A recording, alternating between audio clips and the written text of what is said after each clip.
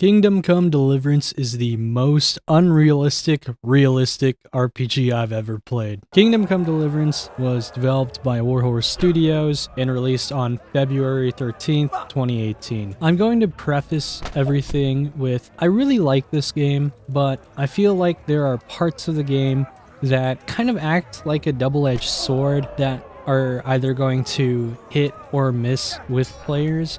So I suggest hearing what I have to say about the game and then form your opinion from there. Kingdom Come, in my eyes, is a hybrid of Chivalry and Baldur's Gate 3. Both games I love. Combining Chivalry or Mordhau's medieval first-person combat, a little more complicated than Chivalry, whereas Chivalry is simpler. Oh! Fucking yeet. Oh! Since it's single player, you also have less people insulting your mom. Your mom's such a whore. I'd probably say it's a little bit more along the lines of Mordhau, but I'm not as familiar with that game as I am with Chivalry. I also really like how Kingdom Come has Baldur's Gate 3's dynamic world and player freedom. It also hits different. I would say a little bit more realistic in a sense due to the game not being turn-based, so you see other NPCs react to you in real time instead of initiating some sort of turn-based like situation. I said unrealistic, realistic, so here's the unrealistic aspect. Why is this game unrealistic? Well, it has the jank that hits just right.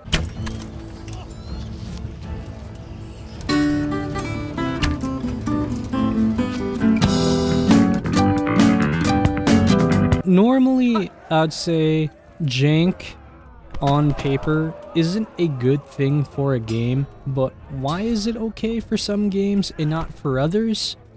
Well, you guys remember this clip. I believe that jank is excusable in games when the games have depth to them. So when the jank occurs, it adds to the experience, quite literally turning into, it's not a bug, it's a feature.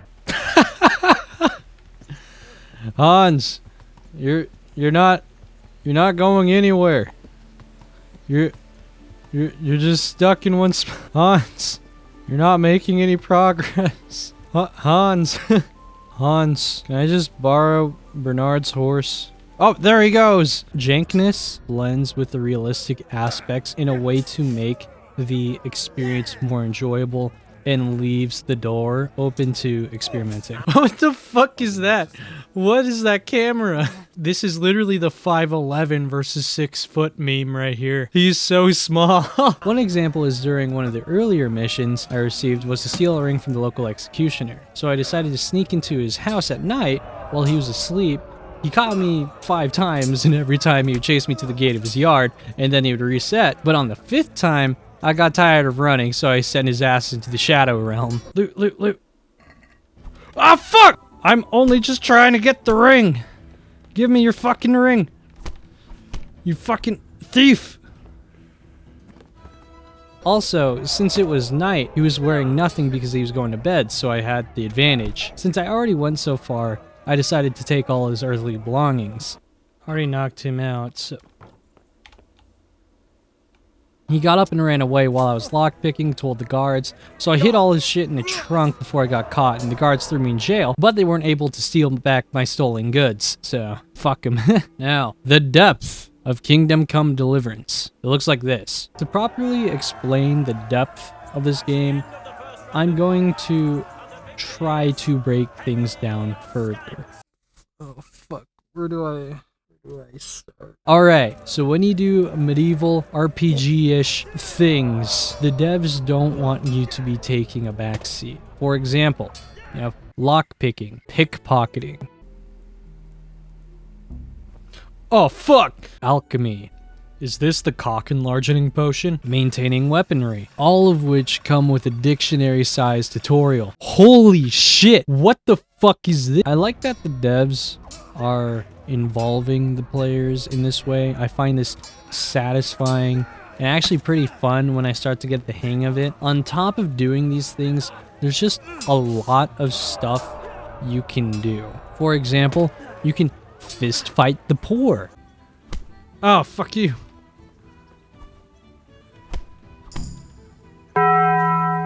You see Pokemon out there hating poor people the cringe way, but I hate poor people the cool way. I just take their shit after I knock them out. Loot, loot, loot. Gambling, which isn't really gambling because if I lose, I'll just follow the other person back to where they sleep at night and sleep, sleep, sleep, sleep, sleep, loot, loot, loot, loot, loot. 100% win rate, baby. Hunting. I didn't really do that a lot, but when I did, I got randomly confronted by the game master about me poaching instead of hunting. So I beat his ass and then he stopped bothering me about it. You could also attend weekly tournaments, archery contests. The biggest aspect of Kingdom Come Deliverance that turns the depth of this game from a pit to the Mariana's Trench is realism. Before I go into the realism of the game, I'll give you a quick overview of the story at the start, just to give a little context to what I'm talking about. So the cool king died, and then his son took over, but instead of being a good king, he decided to be horny instead, so his half-brother got sick of it, so he kidnapped his horny brother and is invading your homeland with some cumins. You learned cummins to restore order. In the process of this, you are a peasant boy named Henry who goofs off, who spends his day fucking around with his friends, and still lives with his parents. So he's a WoW player. Henry! What, Get Mom? up now. No! His parents got killed. Wait, no, Dad. Oh, fuck. Yep, there it goes. He just got booped with his sword. Oh yeah, you can tell he's evil because he's bald. Oh shit, he's evil. You can tell. He's bald. Bald man bad. So he sets out on a journey to avenge his parents and see the world. Essentially a hero's journey. Why this is important to the realism of the game is that you're a peasant boy. You start at absolute zero. What does that mean? Well, you're a peasant, so you can't read. Oh my god. I actually need to learn how to read. I forgot. I actually can't read. Shit. I actually have no fucking clue what I'm reading now. What? Oh, fuck. Is this Spanish? Even at the very beginning, you can't just throw hands with a knife. You'll just die. Alright, fight me, bitch. Oh no! What? And it makes sense. So, you need to learn to fight. These elements of learning in the game may seem like a chore on the outside, but surprisingly for me, it didn't feel like that's the case. It's due to the game's story and progression being structured like the hero's journey that I don't feel like I'm doing monotonous chores. Every time I learn something like reading, combat, archery, lockpicking, it doesn't feel like I just took a step. I took a fucking leap. The feeling of growth goes very hard because everything you do, you gain XP for. And I mean everything. At the beginning, when you go to the training grounds, you see yourself gaining levels, which feels weird to me because it's a tutorial on fighting, but it makes sense that I would get XP and levels. I often would participate in activities and events that I just wouldn't be expecting to be gaining XP from, but it makes sense. I don't really know how to explain on that. I just feel like in other games, I do stuff and I wouldn't be getting XP for it, but in this game, I get it. Overall, how you grow just makes sense and it feels real. Wait, hold on. I just thought about this. I'm going to be adding this into the script. So,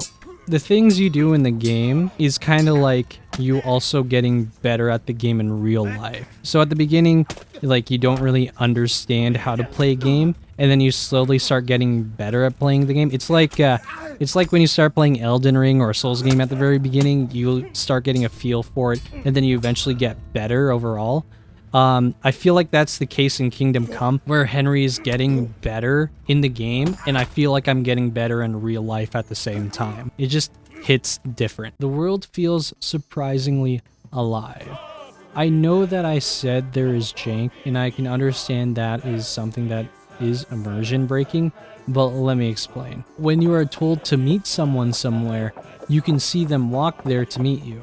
When you ride alongside another character from point A to point B, you actually ride alongside them. Whereas in other games, you see the NPCs walk out of frame and then teleport away. It inspires this feeling in me that the characters in the world are actually moving around, which I really like. NPCs have daily routines as well. So they wake up, they get dressed, they go to work or peruse the marketplace downtown, they go to the tavern in the evening, go home, undress, and go to bed, repeat. One time when I was tailing a guy to steal back my stolen money I lost from gambling, he had a whole ass conversation. He was talking about the harvest, current events that just happened, and just everything. You can also run into random encounters of bandits trying to gank you and other groups of people from different factions fighting each other randomly throughout the world. I mentioned that in the intro that this game is like Baldur's Gate 3, where you're given the freedom to deal with situations in multiple ways, where you can talk, sneak, steal, assassinate, and even go oonga boonga and just kill everything. An example would be at the beginning of the game, I had to be more creative with how I would deal with situations because I was weaker. Pocket sand.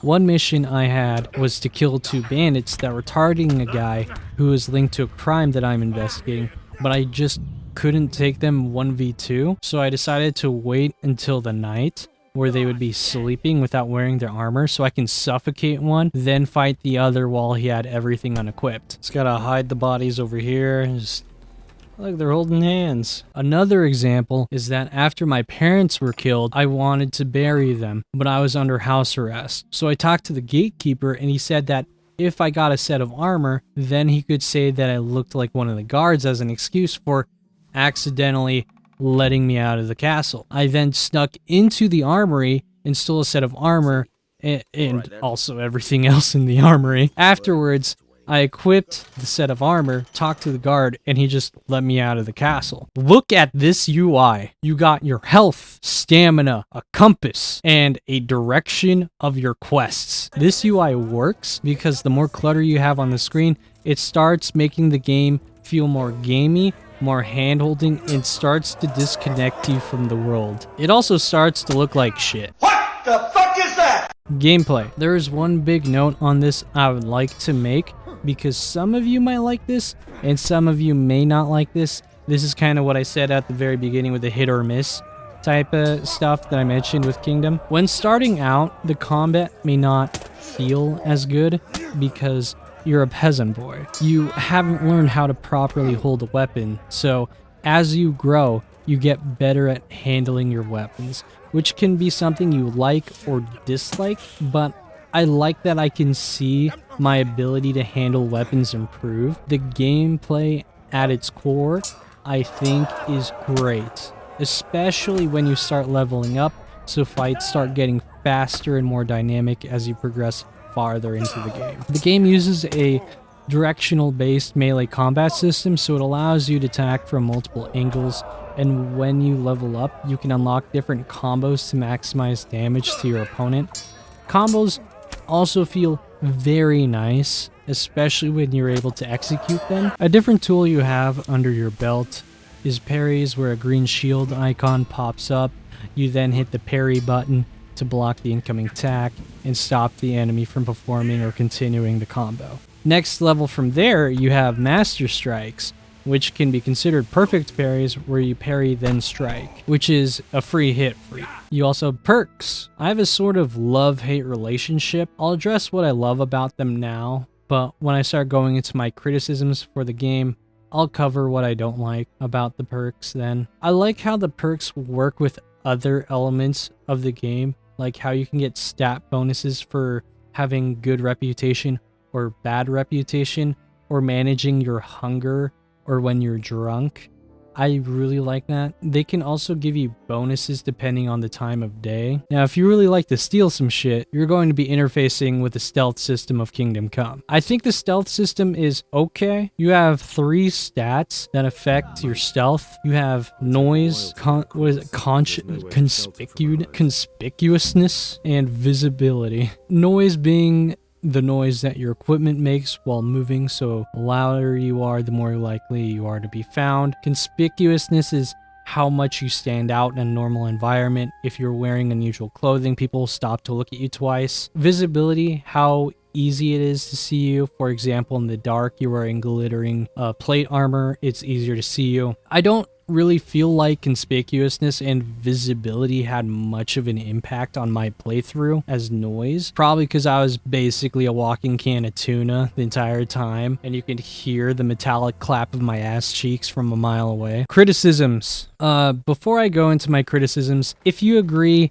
disagree, have thoughts about the game, put them in the comments. I'd really appreciate your feedback. I said that I hate the perks. I would say that I like them 70% of the time and 30% of the time. I'd say this is due to perks having a negative side effect attached to them, but some of them don't have negative side effects attached, which I like. This might just be me, but when leveling up and getting strong, I like to feel like I'm getting powerful, but when there's negative side effects attached to the power I'm acquiring, I feel like that I'm taking one step forward and also one step backwards. It doesn't really make me feel good about acquiring the perks sometimes because I feel like the negative side effects isn't worth it. Overall, I think it would just be more fun if the perks you get only give you buffs without the negative side effects, because I don't see the problem with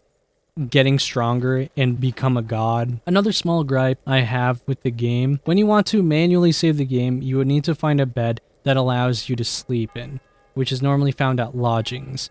And let's say you're out in the field, you're about to start a quest, like you're about to go into battle or something like that, and you want to save. You would need to consume savory schnapps, which is a limited amount. It is craftable, so you can make more with alchemy. My main issue is that I don't like having to micromanage my saves, especially since it is my first playthrough, so I don't know when to save. So sometimes I find myself redoing 20-minute sections of the game, and finding materials to craft more savory snaps takes up more time away from making progress in the game. I understand the perspective of having players not save scum and having to face the consequences of their actions to make the experience more interesting, but I think it would just be better to give the players the option to manually save whenever. And if they want to face the consequences of their own actions, then they could just not manually save. I also like the tutorials, and I kind of also don't like the tutorials at the same time. Like I said already earlier, you do have very big dictionary-sized fucking tutorials, and it can be very overwhelming, especially for like a new player. I do like that they try to make things feel very like deep and try to really get you into the medieval activities and stuff. I mentioned Master Strikes. They explained it in a way that's realistic, but it's not enough, I would say. Because at the beginning, when you start to learn Master Strikes, they tell you, oh, you just need a parry at the beginning of the attack. So when that comes into mind, I think, oh, okay, so as soon as the green shield icon appears. Actually, no, that's not when you need to parry to land a Master Strike. That is actually before. You need to be hitting the parry at the beginning of the attack animation, and then you can land a Master Strike, which I feel like the tutorial didn't really explain as well. I had to Google that, by the way. Yeah, if you're a player, you're new, there you go. You learned how to do a Master Strike. At least more now than before. Now, the biggest problem I have, the lock-on system. I understand that lock-on systems can be very wonky in games. For example, in Elden Ring. In this case, I feel like if I run into situations with more than one opponent, if I'm locked on, I'm actively making the fight harder for myself, because if one of them starts to walk out of frame, then I can't lock onto them. Or if they're just